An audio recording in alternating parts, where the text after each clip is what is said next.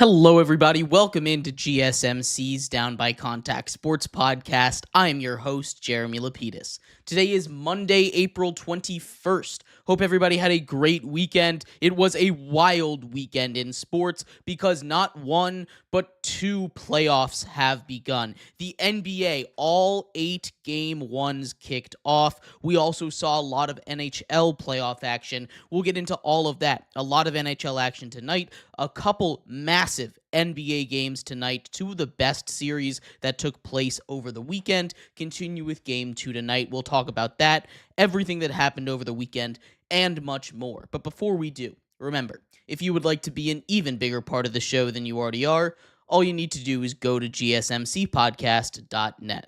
Or if you're on YouTube, you can use that super chat feature. If you do either of those two things, a message should pop up on the bottom of the screen for you, me, and everybody else around the world to see. If you do have a burning question about sports, anything at all that you would like to ask, go ahead and throw that in the comments. Throw it in the chat. I will get to it as soon as I possibly can. I appreciate everybody so much for sticking around, talking some sports with me here on a beautiful Monday, April 21st. But like I was saying, we are going to start off our show here today going over a bunch of games from Game 1 of the NBA playoffs. We're going to start off with the big one, the big market, the Los Angeles Lakers. They come out strong in the first quarter, ultimately leading to defeat. The Minnesota Timberwolves came out in the first quarter a little bit sluggish. They couldn't shoot the ball on the other side.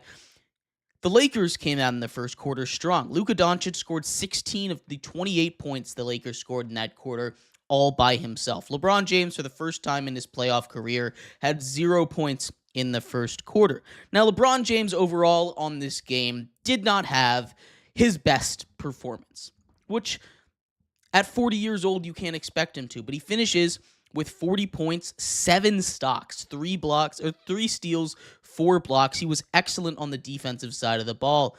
But Minnesota was even better. Minnesota gets that Game 1 victory in LA, despite Luka Doncic pouring in 37 points of his own.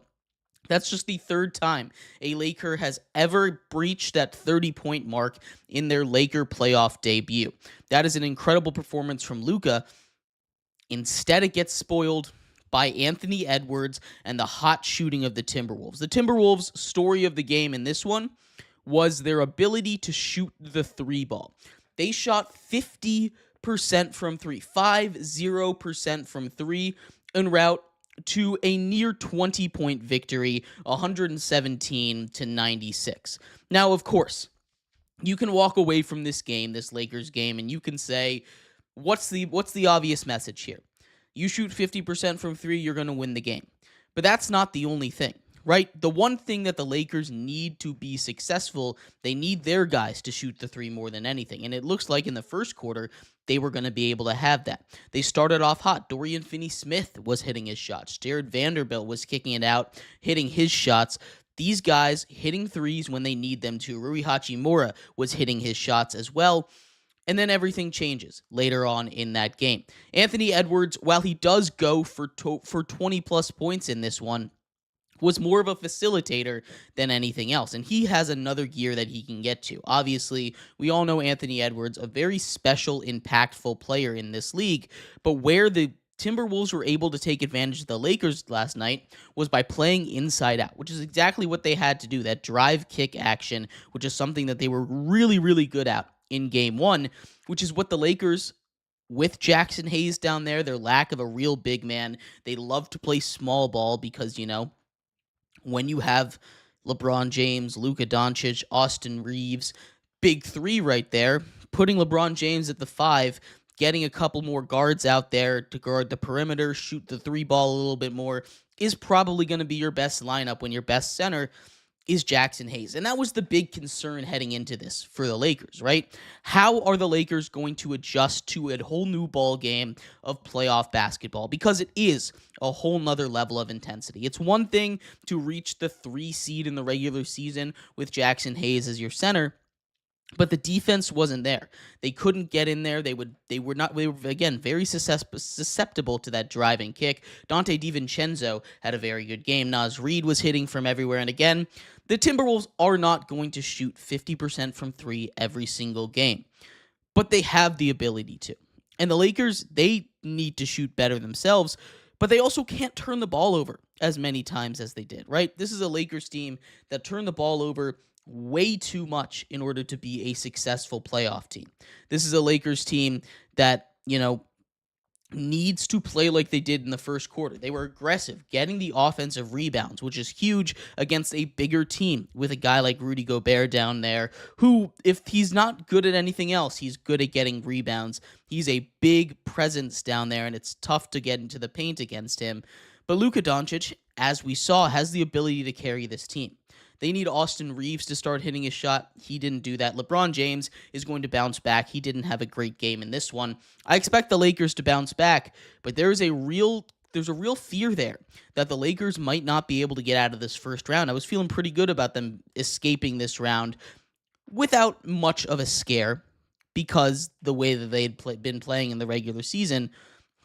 But NBA playoff basketball is a whole nother animal, and it looks like the Minnesota Timberwolves might give the Lakers all they can handle.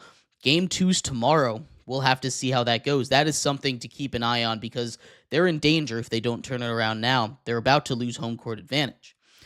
The other big games from Saturday in the Western Conference will start off going to the East. The big game in the East between the Knicks and the Pacers. We saw this game really just a game of runs, as basketball truly is. At the end of the day, the Knicks escaped with a victory in the Garden, 123-112. This game can be boiled down really to just the fourth quarter. We saw the Knicks go on a 21-0 run. 21-0.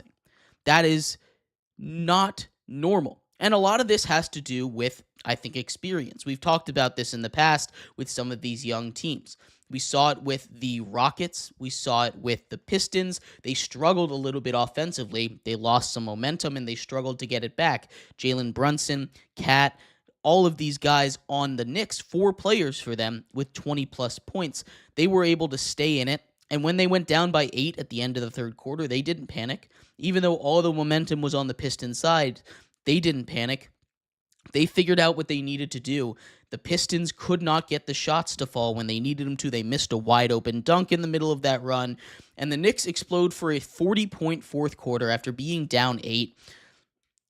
21-0 run is going to kill you. The other thing that's going to kill you is turnovers. That was a story of a lot of these games. There were 2 really good games on Saturday. Both of those games, you can say pretty easily, were decided based on turnovers. The Knicks won that turnover battle by 10. It was 19-9 in the turnover battle. You can't be doing that. Cade Cunningham's going to have a better game. He didn't have his greatest game. He started off slow. Malik Beasley was huge off the bench for them. He got over 20 points. Tobias Harris, 25 points. Huge performance for the Detroit Pistons. They have another opportunity tonight to get their get back, right? This is a Knicks team that is very susceptible, as we saw. The Pistons continue to play as physical as they did, which they should, because that's their big advantage. They're a big physical team. The Knicks are also very physical, but the Detroit Pistons, if they play their bully ball kind of style, they can get the Knicks out of their game. We saw Jalen Brunson take a little bit of a tough fall in that third quarter. He was able to rebound, of course, explode for that huge fourth quarter. A lot of that behind Cam Payne, who had 11 points in that fourth quarter. This is a Knicks team that looks locked in right now. Again, just one game. There's a lot more to go off of, but this is an NBA. This is exactly what we needed to see out of the Knicks as they started to begin their playoff run. A couple other games on Saturday, taking it back to the Midwest here. We're going to stop over in Indiana, where the Bucks got demolished. We saw the Indiana Pacers go out there and really just do whatever they want. We didn't see a great game from Tyrese Halliburton as far as scoring the basketball goes, but a lot of their other guys stepped up. They went 117-98, and a lot of that is because the Bucks don't have a second option. It's rumored that we're going to be able to get Damian Lillard back for Game 2, and that would be huge if he's healthy. The blood clot effectively, at least reportedly, gone away at this point. Giannis finishes with 36 points, 12 rebounds, both of those game highs, not just for the team, but for both the Pacers and the Bucks. But the real storyline in this game is not who did things great, because the Pacers did a lot of things great, right? The Pacers were very balanced on offense. They had 6 players that scored in double digits. The story in this game was Kyle Kuzma. Kyle Kuzma, who's supposed to be the number 2 option behind Giannis while Damian Lillard is gone. They basically did a 1-for-1, not quite, but pretty close to a 1-for-1 with him and Chris Middleton with the Wizards. I think this game is a whole lot closer with Chris Middleton in it. We saw the legendary Tony Snell, the 22 minutes of 0 points, 0 rebounds, 0 assists, 0 steals, 0 blocks. In the playoffs, he disappeared at the worst possible time. They needed him to step up. He could not get it done, and at the end of the day, that's unacceptable. Kyle Kuzma's not going to do that again. Kyle Kuzma is still a very good basketball player, but they needed him to step up, and he just wasn't there when the lights shined the brightest. They were too bright for him. This is a very scary Pacers team. Honestly, egg on my face here, I was underrating them a little bit. This is a Pacers team that has everything it needs. It has the ability to survive a kind of poor Tyrese Halliburton game. Now, this wasn't the worst Halliburton game. Even though he didn't light up the box score through points, he still had 12 assists. That's really solid. That's what he's there to do, to distribute the ball, hit a couple threes, get him going. You had Mathurin off the bench in double digits. Everyone on this team was scoring when they needed to. Pascal Siakam had a great game. This is exactly what we needed to see out of them last season. They were very ineffective when Halliburton had a bad game, but they were able to overcome that, at least in game 1 of this series. Again, we're not trying to make huge jumps and conclusions here because it's a 7-game series. You never want to judge everything off of just one game. Maybe they weren't quite ready. They're going to change up their game plan a little bit. They'll get Dame back. But the way that the Pacers are playing right now, they're going to be a very dangerous team. Of course, they made a run to the Eastern Conference Finals last year just to fall to the Boston Celtics. That presumably could be presumably a matchup that we see again in the Eastern Conference Finals. It's potential. I don't really think it's going to happen, but it is certainly something that we could see if their paths once again line up the way that they did last year. It's going to be a tough battle in Indiana. I don't think we're going to see blowouts like that too often because Giannis is just too good. Giannis, of course, still doing his thing offensively, defensively, but he just needs any kind of help. Any kind of help from this Bucks team would be huge. And especially if Dame comes back, I think they really can make this series, even if he truly isn't at 100%. But the big game from Saturday, probably the best game overall from the weekend, was the Clippers and the Nuggets. This game was amazing. It had everything. It had a massive comeback. It had overtime. We don't get to see playoff overtime basketball too much. This one was perfect. We saw James Harden go off. He had 32 points, nearly a triple-double. Not quite. Kawhi Leonard had a okay game. The big story with him was the turnovers. Again, we kind of talked about that with the Pistons. The Clippers had 20 turnovers in this game. They led for most of this game. The Nuggets did their job. They kept it close. You're always going to be able to keep it close when you have Nikola Jokic on your squad. But in the non-Jokic minutes, they once again got absolutely beat up. Ivica Zubac, down low, was a pretty good Jokic stopper. Probably about as good as you possibly can get. Jokic, again, still had a good game. Of course he did. But the story of this game was Russell Westbrook. Russell Westbrook, it's not really going to go and reflect if you look at the box score because he didn't really have a great box score game.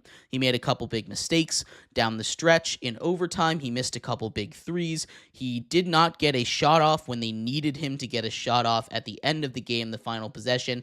Instead, he tried to do a little jump pass, got caught in the air, turned it over, game went to overtime.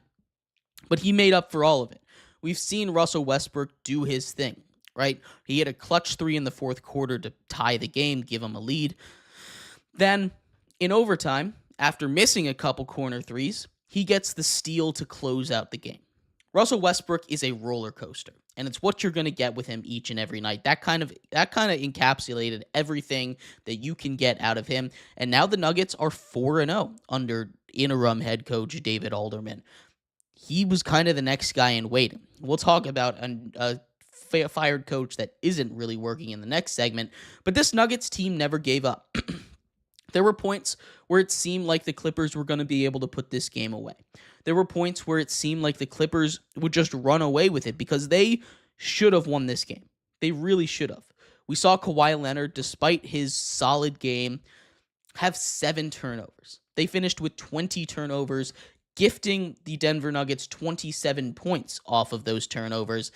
And in a 2-point game, 110 to 112 that went into overtime, giving your opponent 27 points on just bad basketball is unacceptable. If the Clippers clean it up, I have no fear that they'll be able to turn it around. But turning the ball over that many times, even against a solid Nuggets defense, you can't be doing that. Kawhi Leonard needs to clean it up, and if he just has 1 or 2 less turnovers, if they just have 1 or 2 less turnovers, this game doesn't even go to overtime. They don't lose this game in overtime.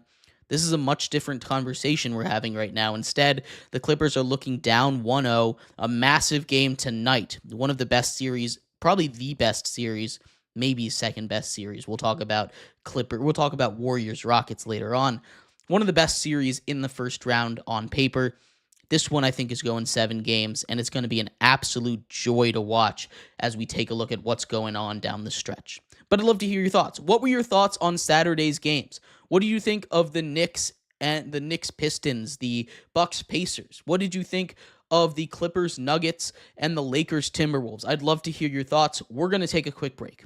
When we come back, we turn our attention to the other games, the Sunday games. These games, if I'm going to be blunt with you, were kind of bad. There was one good game amongst them, and even that one wasn't very close. We'll talk about all that and more coming up next here on GSMC's Down by Contact Sports Podcast. I feel like I'm losing my mind. Is everybody in the world blind?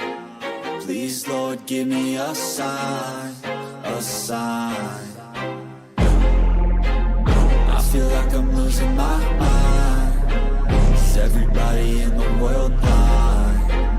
Please, Lord, give me a sign, a sign. I wanna be the greatest. Everybody on the fake shit. I look around and feel like everybody is the fakest. I make this every day and I'm impatient, hoping one day I blow up from the basement. Statement, the top is so vacant. I don't hear shit that I think is amazing. Waiting for my day when I'm playing sold out shows for 1,000 faces. Hey, give me that crown, get in my way and to be put down. It ain't your place, all this my town. If I want that shit, then I'll get it right now.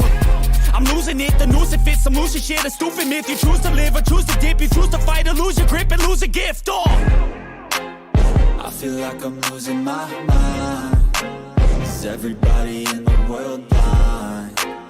Please, Lord, give me a sign, a sign. I feel like I'm losing my mind. Is everybody in the world blind?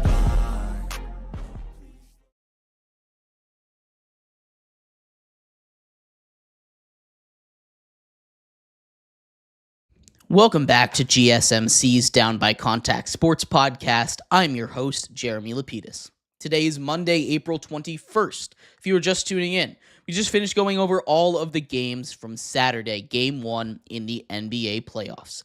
In this segment, we turn our attention over to the Sunday games. The 1-8 and 2-7 matchups, we saw 3 blowouts. Not really great games, but we're going to talk about our takeaways from each of them anyway. But before we do, remember, if you would like to be an even bigger part of the show than you already are, all you need to do is go to gsmcpodcast.net. Or if you're on YouTube, you can use that super chat feature. If you do either of those two things, a message should pop up on the bottom of the screen for you, me, and everybody else around the world to see. If you do have a burning question about sports, anything at all that you would like to ask, go ahead and throw that in the comments. Throw it in the chat. I will get to it as soon as I possibly can. I appreciate everybody so much for sticking around, talking some sports with me here on a beautiful Monday, April 21st. But like I was saying, we are going to get here into our Sunday games that took place in the NBA playoffs. We're going to start off with the 1-8 matchup in the West, the one that was absolutely a blowout. The Thunder dog-walked the Grizzlies. The Grizzlies came out there with a nice, cute little early lead, and then the Thunder thunderstormed all over them. right? They went out there and they gave them no chance. They nearly doubled them up. It was a 55 to 107 at one point. The lead finished at 51 points, one of the biggest blowouts in the history of the playoffs. We talked a little bit about it when we talked about the Nuggets, but this Grizzlies team has been a mess down the stretch of the season. Before they fired Taylor Jenkins, and especially after they fired Taylor Jenkins. I don't know whose boneheaded decision it was to move off of a head coach 9 games before the season ends. It just makes no sense to me. It sounded like they were going to move off of him anyway. It didn't seem like there was anything that really came up that they were like, we need to get off of him now. At least in the Nuggets situation, there were a couple of things leading up to it, like him publicly criticizing players a couple days before he got fired. The growing frustration of Nikola Jokic on the bench. There were signs that things weren't going well, why he might have been fired, and I think that's why it kind of worked out. Also, because again, they had a guy in waiting. In Memphis, everything was normal. There was no big news coming out, no big explosions from Ja Morant, nothing crazy going on. And then they move off of Taylor Jenkins with 9 games to go in the season. They didn't have a guy in waiting, and we see the results. They're able to escape from the play-in tournament. They're a good team. They were up there fighting for the 2nd overall seed in the West at the time of his firing, more likely for the 3rd, but they still had a shot at the 2nd seed, right? And we see them go up against a Thunder team that had been dominating all season long. They lose by 51 on a night where Shai Gilgeous-Alexander, the MVP of this league, a guy who has more 30, 40, 50-point games than anybody else in the league right now, had less than 20 points. A guy that's averaging 33 points a game had less than 20 points, and they still lost by 51. They got absolutely embarrassed. Nothing is going to change in this series drastically enough to give these Memphis Grizzlies a shot. We've seen crazy things happen in the NBA playoffs. We have. But we've never seen a team come back from a game like that and win a series. That series is over. I'm ready to just eliminate the Grizzlies now. I feel like that game should count as 4. Maybe that's a little extreme for me to say, but I just don't think the Grizzlies have a shot in this series at all.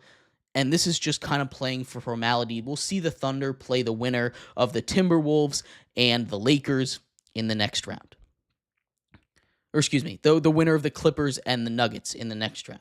Wrong side of the bracket there. Staying on the West, though, the next game on our list, we saw the 2-7 matchup. We saw probably the best game of the tournament. From the biggest blowout to the best game of Sunday, we saw the Rockets and the Warriors. And this one was always going to be a battle, a defensive battle nonetheless. Final score 95-85. We saw Jimmy Butler and Steph Curry go out and win this game in the best way they know how, right? Steph Curry with 31 points. We saw Jimmy Butler with 20 plus points in this one. They went out there, they did their job. They were the veterans. They knew what they needed to do against this Rocket squad, and Steph seems to love playing Houston. We saw a lot of struggles from the Houston offense. Alperen Şengün went for 26 points. He was having a great game. He kind of owned Draymond Green, potential defensive player of the year down there. That one, though, was the only matchup that they won. We saw a double big lineup from Houston. They got so many offensive rebounds. They got so many second chance points, but they didn't get the production from their guys. Amen Thompson, for as athletic as he is, he struggled to shoot the ball. Jalen Green struggled to shoot the ball. Fred VanVleet, 4 for 19 from the field. It's not okay. This is not an acceptable shooting performance. And this is exactly what the issue was with the Houston Rockets, right? We knew that was going to be the issue heading into the season or heading into the postseason. They didn't have a guy that they could rely on to hit those shots in the big moment. They had struggled offensively. Their defense was amazing, and so was Golden State's. They need to be able to turn that around. And I think they can. They're not going to shoot like that again. VanVleet is not going to shoot 4 for 19 again. We're going to be able to get more than 15 points out of Jalen Green and Amen Thompson combined. they're going to need to do more, and they're going to do more. This is probably the worst offensive performance we're going to see out of them. I know that the Warriors have the number 1 ranked defense since Jimmy Butler came over, but that doesn't mean this team can't win. We saw them have success with Alperen Şengün down low, and I think that's how they need to run their offense. You need to be able to do exactly what you did. You just got to hit your shots. I thought the Rockets had a really good game plan. They can't get scared and move off of it. They're a young team. Run it back. If it doesn't work again, maybe change it up. But I think the big issue, they were down 20 points because they just couldn't hit their shots. They were able to storm all the way back, eventually make it a very close game. Warriors escaped that one with a 10-point victory, of course, at the end of the day. But this one is really good, and there's still signs of life in Houston. Don't give up on this Houston Rockets team now because of the way it looked. They're going to shoot better. They can't possibly shoot worse than they did in this one. They'll turn it around. In the Eastern Conference, it was just a couple of blowouts. We saw the Orlando Magic keep it close through halftime, but a 12-0 run in the third quarter, combined with just a couple of smaller runs mixed in that third and fourth quarter, they didn't stand a chance. They end up losing that game by nearly 40 points. We see Derek White go off. Jason Tatum takes a fall. He seems like he's fine. That's something to keep an eye on, though. The Magic, I think this drew a bad matchup. I think the Cavs would have been a better matchup for them. We've seen them have success against them. We saw them be successful in the first half. Again, they were winning at halftime, 49-48. But that didn't last too long. They need to be able to play full 4 quarters against this team. They might be able to steal a game or two against the Celtics, but I just don't think there's going to be too much going on from the Orlando Magic side of things. In the final game on Sunday, we saw the Cleveland Cavaliers really just take care of business in their game. They also won by way too many points. The Heat, the first 10 seed to ever make the NBA playoffs. We hadn't seen a 10 seed ever make it out of the play-in. Congratulations to Miami Heat. You get to be the first 10 seed to ever get eliminated in the playoffs in the first round. Donovan Mitchell is ready. He had 30 points in this game. That was exactly what they needed. The Cavs got it started on the right foot. They just don't stand a chance. The Heat do. The 1-2 seeds in both seeds in both conferences should pretty easily move on. The Celtics should pretty easily move on. There's a battle over there in the West in the 2-7, but other than that, those 1-2 seeds, basically a cakewalk in the first round. I'd love to hear if you have any other thoughts on that, but we're going to take a quick break. When we come back, we're going to preview the 2 games tonight. The Knicks and the Pistons currently going on. We'll talk about what's going on so far as we're about at halftime at this point. And then we'll take a look at the game tonight between the Clippers and the Nuggets. Talk about that coming up next here on GSMC's Down by Contact Sports Podcast. Looking for your daily fix of sports talk without having to pay for it? GSMC Sports Network is available on YouTube. Just search GSMC Sports Network. Get your fix of daily sports talk shows on YouTube, absolutely free. NFL, college football, NBA, MLB, MMA, UFC, fantasy football, and so much more. GSMC Sports Network has shows running all day long, with new sports shows starting every 2 hours. Just like on your favorite cable sports channel, except GSMC Sports Network is absolutely free. Just search GSMC Sports Network on YouTube to catch one of your new favorite shows, like the GSMC College Football Podcast, Chip Shot Football Podcast, Hoops and Heels Women's Sports Podcast, GSMC Basketball Podcast, and so many more. Check it out for yourself. GSMC Sports Network, now available on YouTube absolutely free. Search GSMC Sports Network on YouTube right now.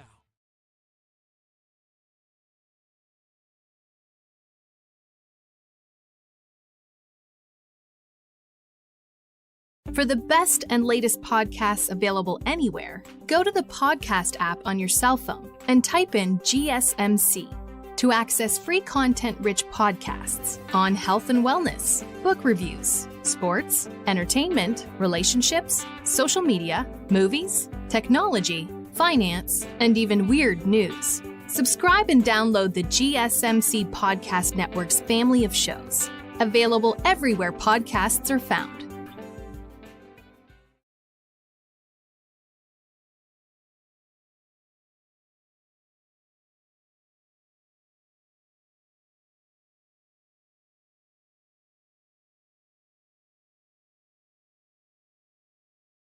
Welcome back to GSMC's Down by Contact Sports Podcast. I'm your host, Jeremy Lapidus. Today is Monday, April 21st, if you were just tuning in. We just finished going over all of the Game 1 action in the NBA playoffs. We went through all of the Saturday and Sunday games. Today, in this segment, we take a look at the games that are on today. The Pistons currently up by 8 with 1:15 to go in the second quarter, nearly at halftime. We're going to talk about that, as well as the massive game tonight, Game 2, between the Nuggets and the Clippers. But before we do, remember, if you would like to be an even bigger part of the show than you already are, all you need to do is go to gsmcpodcast.net. Or if you're on YouTube, you can use that super chat feature. If you do either of those two things, a message should pop up on the bottom of the screen for you, me, and everybody else around the world to see. If you do have a burning question about sports, anything at all that you would like to ask, go ahead and throw that in the comments. Throw it in the chat. I will get to it as soon as I possibly can. I appreciate everybody so much for sticking around, talking some sports with me here on a beautiful Monday, April 21st. But like I was saying, we are going to get a little bit here into what's going on with the action tonight. We'll start off with the game currently at halftime. The Pistons have a 5-point lead, or I should say 30 seconds to go until halftime, 52-47, behind Cade Cunningham's 17 points. 17 points, 7 rebounds in the first half on 6 of 11 shooting. He's been really good. I think one of the main reasons for that is because OG Anunoby, his primary defender, is in foul trouble. 2 fouls already for him. Their Knicks are up to 9 fouls in this first half. That is something to keep an eye on. Obviously, they're going to be able to get their guys back out there in the second, but they need to have the defensive matchup a little bit better because Cade Cunningham, no one really has an answer other than OG Anunoby against him. 2 fouls, 19 minutes so far played. They're going to need him out there. They need him to stay out of foul trouble a little bit. But this is just a low-scoring game. These two defenses, these two very physical teams are going to keep going at each other. Right now, the Knicks shooting 33% from 3. Same with the Pistons on this one. But foul trouble is going to be something to watch in this one. I think the Pistons, anyway, go out and get a big revenge shot in this one. After the way things ended last time out, with a 21-0 run in that fourth quarter, as we talked about, they needed something to keep momentum going. If they lost another one there in the Garden, this series would have just felt like a exploded balloon, I should say, right? All the momentum, all the wind out of their sails. Even going back home, it'd be tough. They wouldn't have had that fight left. They're a young team.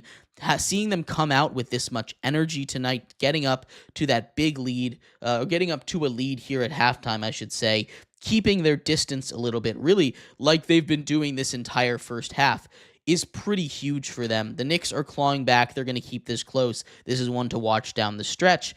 But keeping it at a 5-point game heading into halftime, keeping a lead there is going to be really big for them. They just need to keep this level of intensity, this level of physicality up going. As long as Cade Cunningham keeps playing like this, it's going to be a very, very long night for these guys in the building. It felt like a Pistons win heading in, and the way that this first half is going, it's going to be a very tight one, but I still got the Pistons penciled in to tie this series headed back to Detroit for a rubber match as they head over in Game 3. The other game tonight, and the one that I am super excited for, the LA Clippers Game 2 versus the Denver Nuggets. Of course, this one went into overtime last time out, 110-112. Russell Westbrook played hero. This game is going to be amazing. A lot like the Pistons and Knicks game from before, the key in this one is going to be turnovers. We saw the Clippers turn the ball over 20 times last time out, leading to 27 points for the Nuggets in a game that, again, was decided by just 2 points. If they continue to turn the ball over the way that they did last time, this is going to be a very quick series. But we saw them be able to compete because they have Zubac down there who's able to play at least some kind of defense against Nikola Jokic. That's kind of a super incredible, superhuman task to play defense against Jokic. But getting Kawhi Leonard to clean it up a little bit, getting another 30-point game out of James Harden seems pretty doable, especially with the way that he was shooting the ball last time out. This is a game that I think the Clippers are going to find a way to win. I think this series heads back to LA again, headed in a tie But these two games tonight, I'm super excited for. Hello, Jordan. Welcome into the show. I'm super excited for both of these games. These two games, I think, are probably going to turn into some of the best series overall in the NBA, at least in that first round. We saw the way that both of these teams competed as we reach halftime. The Pistons have a 6-point lead, 55-49 right now. This one, again, I think we see an even series in both of these as the road team gets a win as they head back to their home arena for Game 3. These two series are going to be a battle, very physical in New York, very different kinds of battles, right? It's going to be a very physical series up in New York and Detroit. It's going to, over on the West Coast in LA, it's going to be more of a finesse kind of series. You don't want to make those mental mistakes. You got to shoot good. These two series are very entertaining for very different reasons, and they're kind of must-see TV right now. But I'd love to hear your thoughts. What do you think is going to happen in these two games tonight? Do you think the Pistons and the Clippers even it up? Do you think a 2-0 series hold, which kind of feels like real tough to come back from, especially with how these series are going to be played, will happen? And if they do, is it something that these teams can come back from? I'd love to hear your thoughts. We're going to take a quick break. When we come back, we turn our attention to the NHL playoffs. Hockey playoffs also began this weekend, and they have delivered. So many games tonight, so many games to go over from the weekend. We'll talk about all of that and more coming up next here on GSMC's Down by Contact Sports Podcast.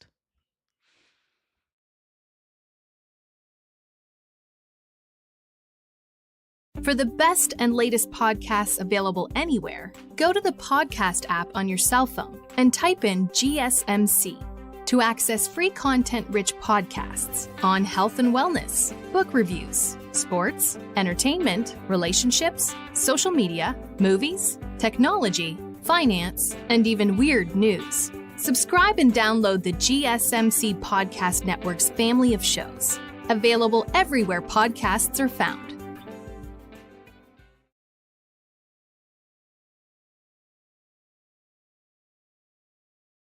Looking for your daily fix of sports talk without having to pay for it? GSMC Sports Network is available on YouTube. Just search GSMC Sports Network. Get your fix of daily sports talk shows on YouTube, absolutely free. NFL, college football, NBA, MLB, MMA, UFC, fantasy football, and so much more.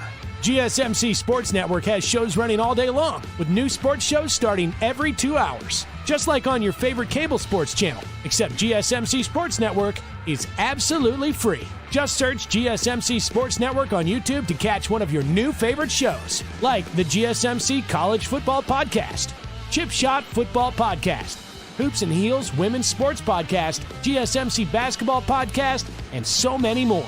Check it out for yourself. GSMC Sports Network, now available on YouTube absolutely free. Search GSMC Sports Network on YouTube right now.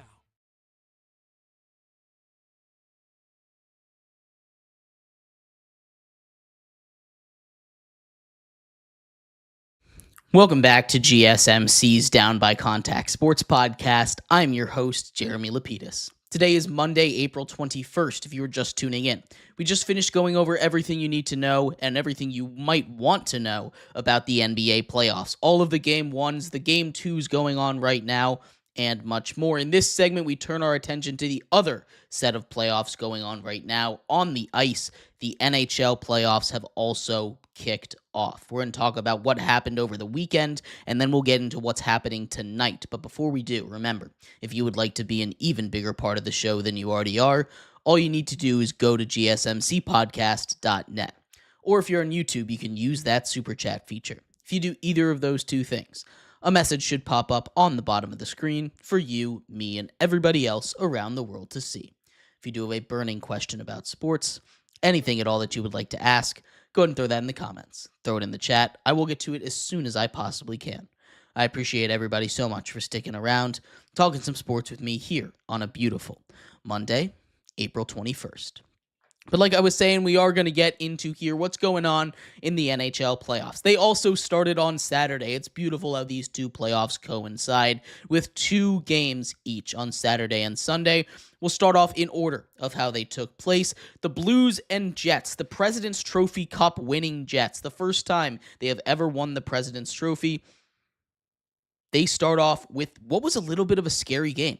You have the probable Vezina Trophy winner in Connor Hellebuck in net, one of the best goalies right now alive on the planet. He potentially, most likely, if he wins this year, will have gone back-to-back on the awards, but he struggled in last year's playoffs, and it looks like it was going to be the same movie over again.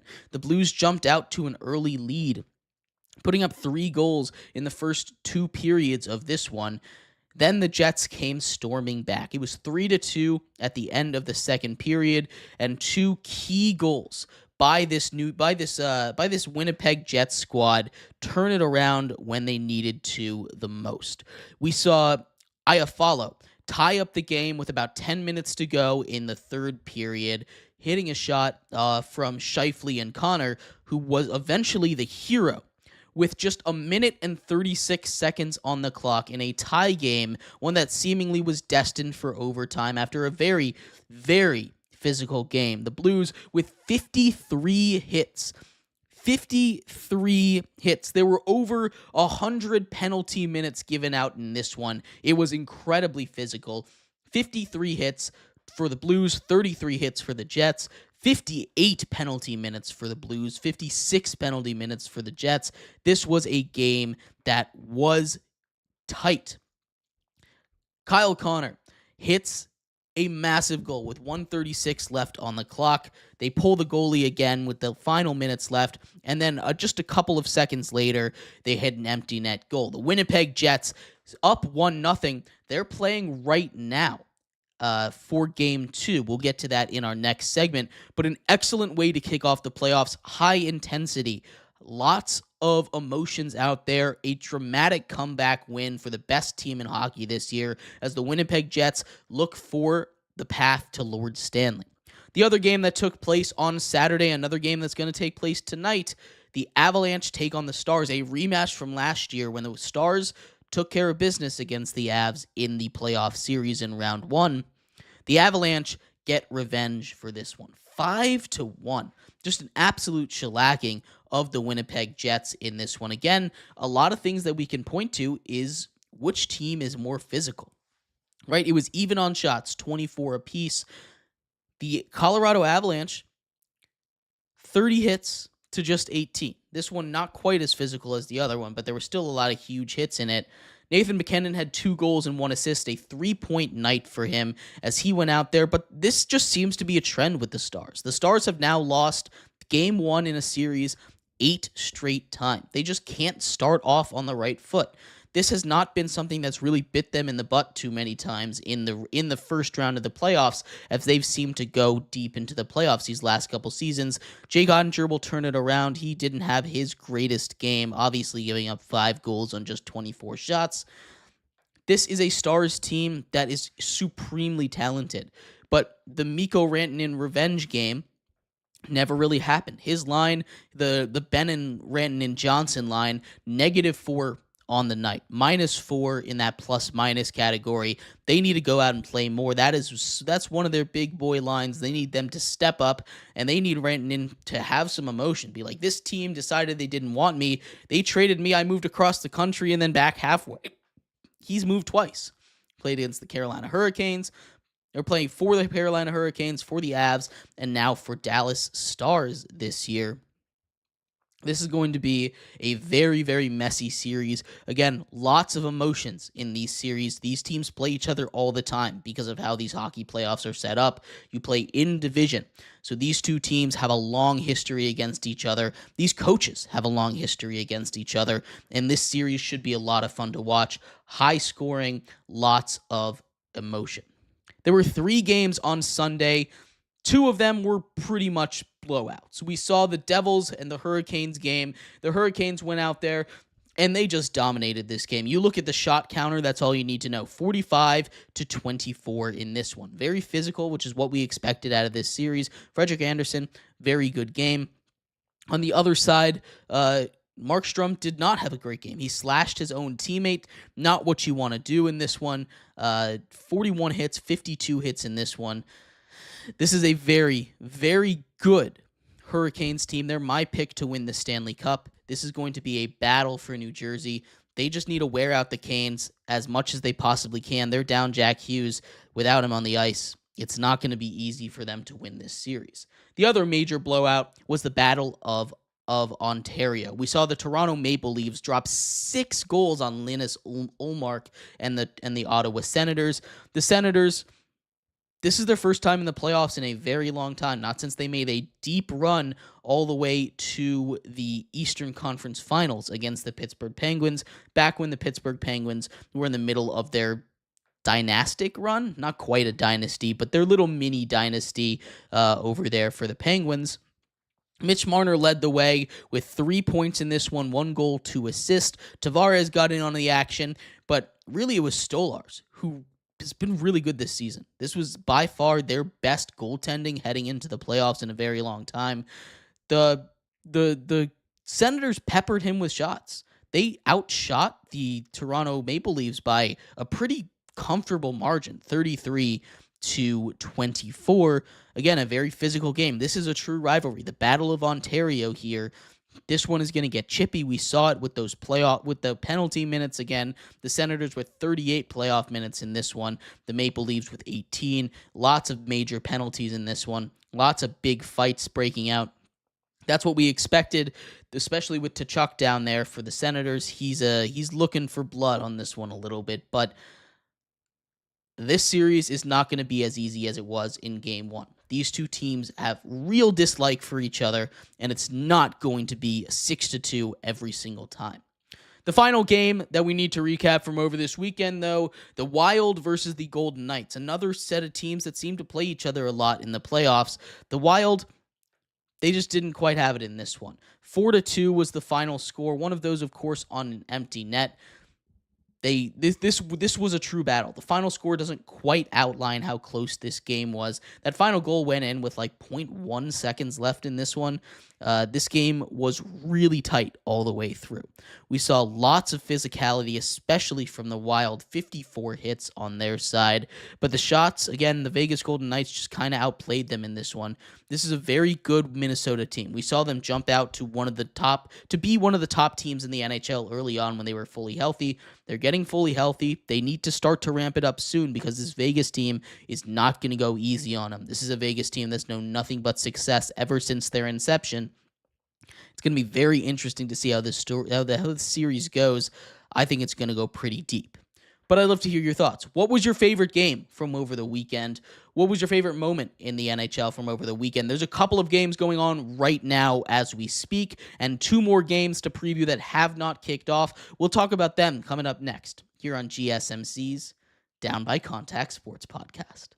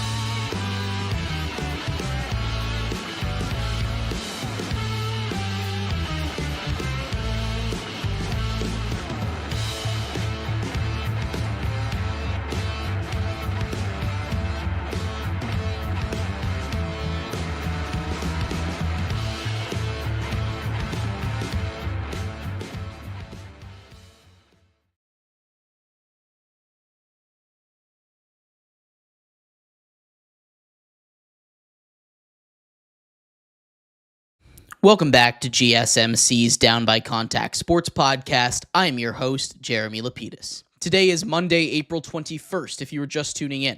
We We just finished going over everything that went on over the weekend in the NHL.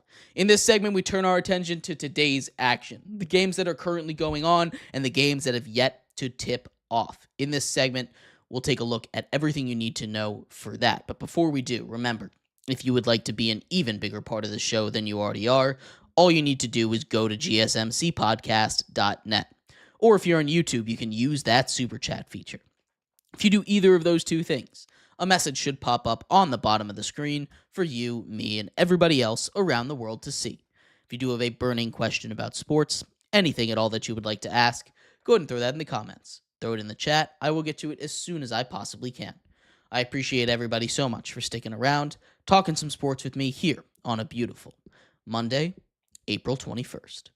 But like I was saying, we are going to get here into our final segment. What's going on tonight in the NHL? The two games that are currently live, we have at the end of two periods, the Washington Capitals, the number one seed in the Eastern Conference, Game 1 versus the Montreal Canadiens, up 2-0 against the foes from Canada. Alex Ovechkin kicked off the scoring. Who else but him, of course, the all-time leaders in goals in the NHL, gets another playoff tally early on in that second period, late in that first period, on a power play, right from his office, gets an assist on the second one from Anthony Beauvillier in the second period as Logan Thompson, in his return from injury, has shut out the Canadiens so far. 21 shots, 21 saves. These two teams going at it right now. A very physical game, of course, as you expect in the playoffs, and especially from the Canadiens, a very physical brand of hockey played with them. The Capitals can send it, though. Missing Alexei Protas is never going to be good for a playoff series, but he might be back next time, and they're still winning games without him. The Caps up 2-0 right now at the end of 2. I think they'll be able to hold on to that, but anything can happen. A 2-goal lead, as we all know, the most dangerous lead in hockey. The other game currently going on, about halfway through the second period, 9:36 to go, the Winnipeg Jets, who had an incredible comeback last time against the St. Louis Blues to go up 1-0 in that series, are tied at 1, thanks to goals from Mark Sheffley and Snuggard over there from the Blues. These two teams going at it. Again, we saw the Blues nearly take that one. It seems like Connor Hellebuck is kind of locked in a little bit, which is going to be dangerous for the Blues. But tied at 1 right now, Jordan Binnington, also someone that can just completely shut you down if he needs to. This game, I think, goes towards the Jets, but I could very easily, again, halfway through the game, a lot of things can happen. I can see the Blues taking this one out. I'm taking the Jets in this one, though. The two games that have yet to start, Game 2 between the Avs and the Stars. We've talked about the Stars, their struggles in Game 1. They've lost 8 straight Game 1s in playoff series, but they seem to bounce back all the time. Colorado's favored in this one, but I'm taking the Stars at home. I think the Stars bounce back. I don't think Jake Ottinger is going to do that once again. We see Nathan McKinnon, of course, one of the best players in all of the NHL. He's going to have a huge game. But I'm taking Jake Ottinger. I'm taking Jake Ottinger to outduel Mackenzie Blackwood, although Mackenzie Blackwood has had an incredible season all year long. I'm taking the Stars in this one to even up the series before they head over to Colorado. This one should be tight. I'm looking at maybe a Mikko Rantanen goal. Get some revenge against his former team, something to look out for. I'm taking the Stars to tie the series. And the final game to take a look at is the Kings and the Edmonton Oilers. The third straight season where these two teams match up. Game 1 tonight. The Oilers have taken care of the Kings in each of those appearances. They need to have revenge. We have a new goalie in Darcy Kemper, a Kings team that is ready, an Edmonton team that fell so just barely short of winning a cup, as close as you possibly can be, rallying down from 3-0 against the Panthers to make it a Game 7 and lose in brutal fashion there. Of course, Connor McDavid winning the Conn Smythe Trophy did not go and accept it because they lose. Why would you ever go out and accept it after losing with everybody else celebrating on the ice? That's a brutal one to go out on. They're looking for revenge, trying to make it back to the Stanley Cup, be the first Canadian team to win since 1993 when the Canadiens did it in Montreal. This game should be a lot of fun. We're talking about physicality. We've talked about that a lot when we talk about the NHL playoffs, but nothing is bigger in physicality than two teams that hate each other. These two teams, or especially the Kings, might be a little more of a one-sided rivalry, but we're looking at a Kings team that's going to come out strong. They're favored in this one. They had a better season, but I think Edmonton just simply has their number. Leon Draisaitl, Connor McDavid, the offense over there, the goalie situation, again, we could see it be better, but Stuart Skinner really stepped up. We've seen Picard step up when we need him to, or when the Edmonton Oilers need him to. And I'm taking the Oilers to win game 1 in this one. I'm looking at a potential 4-3 kind of matchup in this. It should be really close. I'm super excited for these hockey games, but I would love to hear your thoughts. What do you think is going to happen down the stretch in these games? Do you think the Blues or the Jets are going to pull it out? How far do you think that one goes? Do you think the Caps can hold on as we enter the third period? Avs, Stars, Oilers, Kings. I'd love to hear your thoughts. And thank you, everybody, so much for tuning in to today's episode of GSMC's Down by Contact Sports Podcast. I have been your host, Jeremy Lapidus. We will be back tomorrow, talking everything you need to know from the world of sports. Some massive news in the transfer portal we'll talk about tomorrow. We'll, of course, talk about the playoff games in the NBA and the NHL and any other massive story that takes place. I'll see you then. Bye-bye.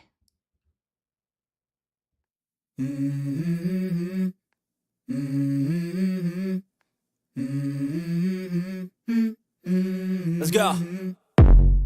I wake up to a little bit of drool on my pillow, feel like it's gonna be a bad day. Yeah, I'm tired of shit, and the coffee ain't hit yet, damn, ain't that great. I don't wanna go